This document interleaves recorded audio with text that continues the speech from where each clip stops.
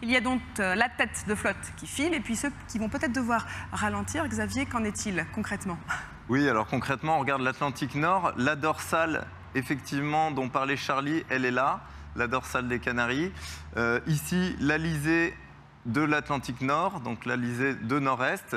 C'est typiquement, on a une situation météo typique hivernale de l'Atlantique Nord, avec des dépressions ici qui sont relativement basses, positionnées relativement basses, ici, et qui se déplacent donc de l'ouest vers l'est, avec cet anticyclone, cette dorsale et ces alizés. Et donc l'enjeu, là, pour Charlie et Johan, ça va être de traverser assez rapidement cette dorsale, cette zone sans vent, pour aller prendre les vents des dépressions. Si on regarde un petit peu plus loin dans le Pacifique, on a une dépression ici, là, pour les bateaux qui vont bientôt passer le Cap Horn. Ils ont du vent depuis quelques temps.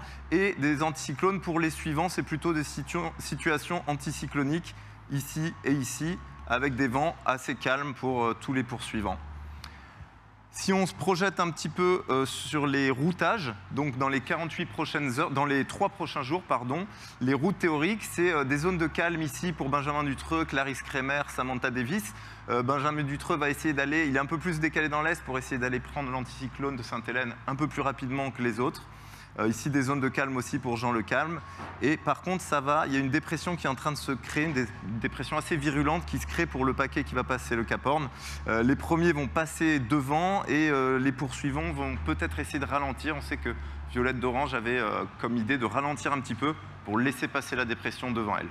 Alors, puisqu'on parle de routage, on sait déjà, Xavier, que le record des 74 jours devrait être battu. Il était détenu par Armel Lecléache. Alors, on pourrait passer sous la barre même peut-être des 65 jours. Concrètement, ça veut dire quoi en termes de date? Quand est-ce que les Sablais et tous les Français vont pouvoir revenir sur le chenal? Ça fait donc une arrivée le 14 ou le 15. Voilà, pour l'instant, c'est encore assez imprécis. On sait sur les 4-5 prochains jours assez précisément, mais sur l'arrivée même, les derniers 1000 avant d'arriver au Sable d'Olonne, il peut y avoir une petite imprécision. Donc le 14 ou le 15.